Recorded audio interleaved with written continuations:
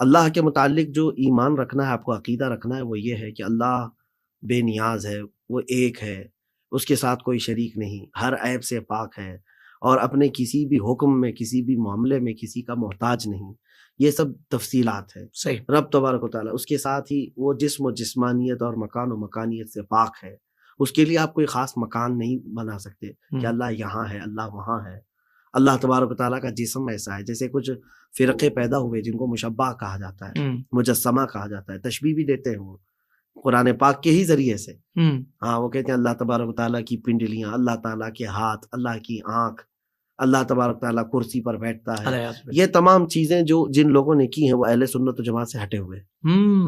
عقیدہ اہل سنت و جماعت اللہ تبارک و تعالیٰ کو ماننے کے سلسلے میں یہ ہے، وہ ہر طرح کے جسم و جسمانیت سے پاک ہے، وہ بے نیاز ہے.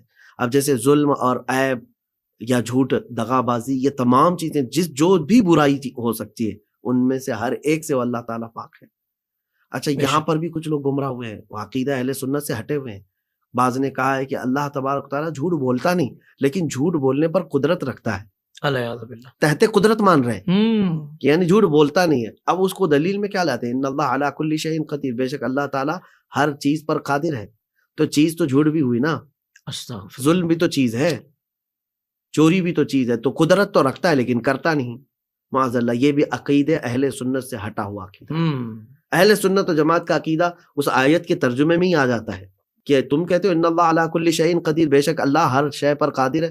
تو ترجمہ اتنا ہی مت کرو، ہر اس ممکن شے پر قادر ہے جو اس کی شان کے لائق ہے. کیا خوبصورت بات ہے، واہ واہ واہ واہ. ہر ممکن شے پر جو اللہ تبارک و تعالیٰ کی شان کو زیب دیتی ہے ان چیزوں پر قادر ہے وہ.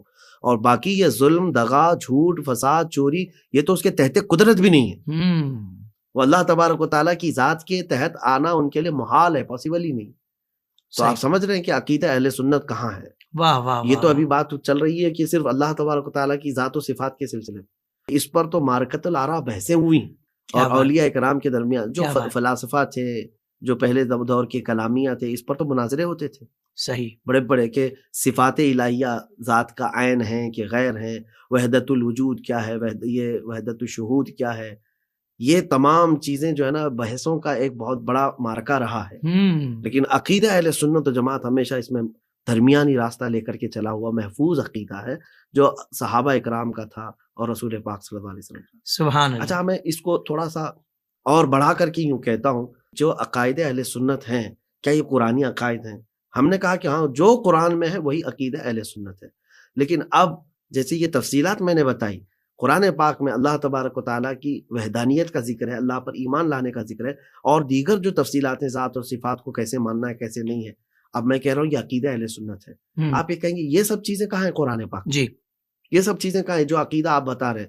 تو اب یہاں پر آپ کو معلوم کرنے کے لیے کہ کون عقیدہ اہل سنت پر ہے یا نہیں ہے، وہ معیار ہے صحابہ کی جماعت، بہت خوب، رسول اللہ کی سنت. سبحان اللہ. یہ معیار ہے. اب آپ کو دیکھنا ہوگا کہ حضور پاک صلی اللہ علیہ وسلم کی حدیث میں ملتی ہے کہ نہیں ملتی، صحابہ کرام کے عمل میں ملتا ہے یا نہیں ملتا. تو دو چیزیں آپ کو دیکھنا ہے، حضور کی سنت اور صحابہ کی جماعت.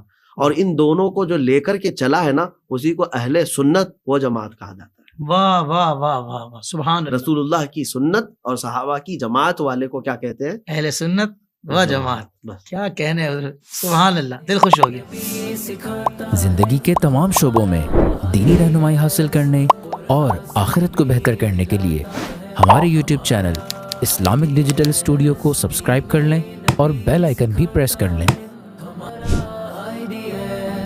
قرآن سے بھی ملاتا ہے.